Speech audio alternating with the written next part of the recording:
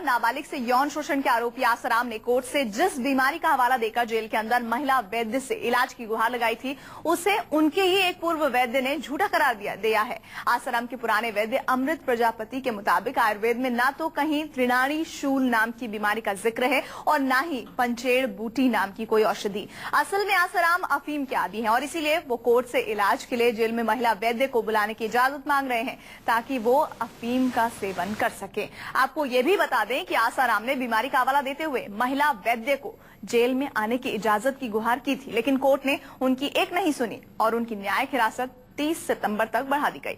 आसाराम ने कोर्ट में कहा था कि उन्हें त्रिनाड़ी शूल नाम की बीमारी है जिससे उन्हें नींद नहीं आती है, सिर में बहुत दर्द रहता है और इस बीमारी का इलाज पंचेड़ बूटी है और ये पंचेड़ बूटी महिला वैद्य नीता ही बनाती हैं और इसीलिए वैद्य नीता को जेल में आने की इजाजत दी जाए।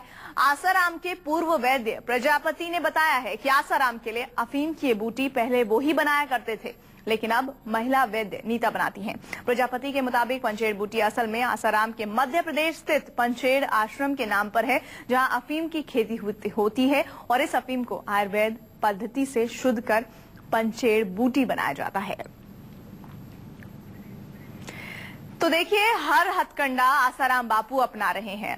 आसाराम का ये कहना है, लगातार पिछले दिनों भी आपने इस बात को सुना होगा, जब उन्हें ताजा वैकुंठ धाम पहुंचाया गया था तब उन्होंने ये कहा था कि उन्हें जरूरत है पंचेड़ बूटी की, जो कि त्रिनाड़ी शूल बीमारी में काम आती है और वो बूटी सिर्फ और सिर्फ उनकी जो महिला वैद्य है जिनका नाम नीता है वही बनाती है और उसके लिए उन्हें इजाजत दी जाए कि वो वहां तक आए जेल परिसर तक और जेल में उन्हें उस बूटी का सेवन करवाएं। लेकिन तब भी कोर्ट ने नहीं सुनी थी और कल तो बिल्कुल ही नहीं सुनी। कल 30 सितंबर तक के लिए और आसाराम बापू की न्यायिक हिरासत को बढ़ाया गया है और इस बाबत जो खुलासा हुआ है वो बहुत अहम है।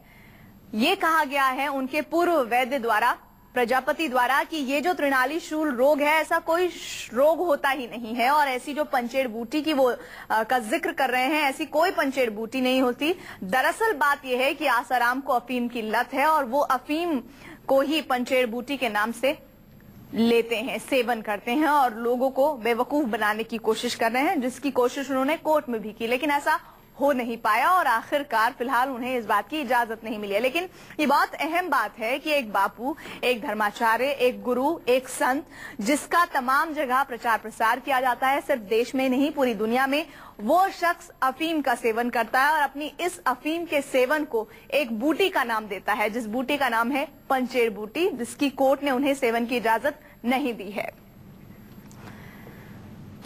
आसाराम को बचाने के लिए दिल्ली से जोधपुर पहुंचे देश के जाने माने क्रिमिनल लॉयर राम जेठमलानी ने पीड़ित लड़की पर बेहद ही गंभीर और ओछे आरोप लगाए हैं। एक दिन पहले जमानत याचिका पर सुनवाई के दौरान जेठमलानी ने कहा कि पीड़ित एक ऐसी मानसिक बीमारी से पीड़ित है जिसमें महिला पुरुषों की ओर आकर्षित होने लगती है और इसी बीमारी की वजह से पीड़ित अपने परिवार के साथ आसाराम से मिलने जोधपुर के मड़ई फार्म हाउस पहुंची थी। जेठमलानी ने नाबालिग से यौन शोषण के आरोपी अपने मुवक्किल आसाराम को बचाने के लिए और क्या क्या दलीलें दी वो भी हम आपको बताते हैं।